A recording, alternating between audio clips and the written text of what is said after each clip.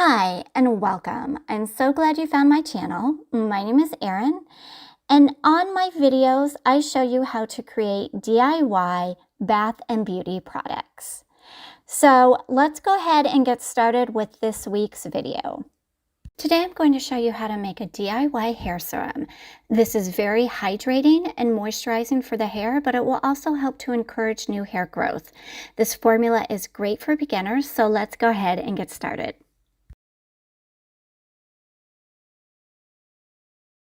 To start out making this hair serum, the first ingredient I am using is marula oil. This I chose to use because it will help to combat any dryness in the hair, but also if you have any split ends, it's great for that as well. So this next ingredient, olive squalene, is a very lightweight oil. It will not leave behind a heavy or oily residue on the hair.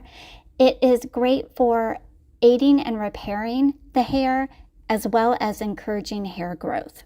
As a silicone replacement in this hair serum, I am using broccoli seed oil as my next ingredient. This is a non-greasy oil. It is high in vitamins A and K, and it will help to strengthen the root of the hair. Now that I have added the broccoli seed oil, I'm going to follow up and add some vitamin E. This will help to stimulate hair growth and strengthen the hair as well. Very last ingredient that I'm using today is blue tansy essential oil. This is great for promoting hair growth, strengthening the hair, balancing the scalp oil production, and adding shine to the hair. So now that I have all my ingredients added, I'm gently stirring this. I want to make sure that that beautiful blue color from the blue tansy essential oil is nicely dispersed throughout the hair serum. Time to go ahead and pour the hair serum into my glass dropper bottle.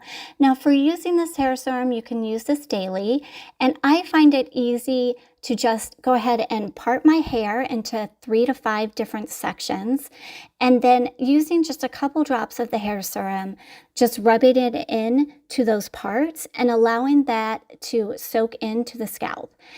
And what I'll do after that is I will just style my hair as normal.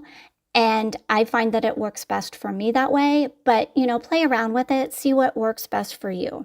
So here is my bottled hair serum. As you can tell, I ended up using another dropper bottle and filling it about halfway with the serum itself. This formula makes about 4 ounces.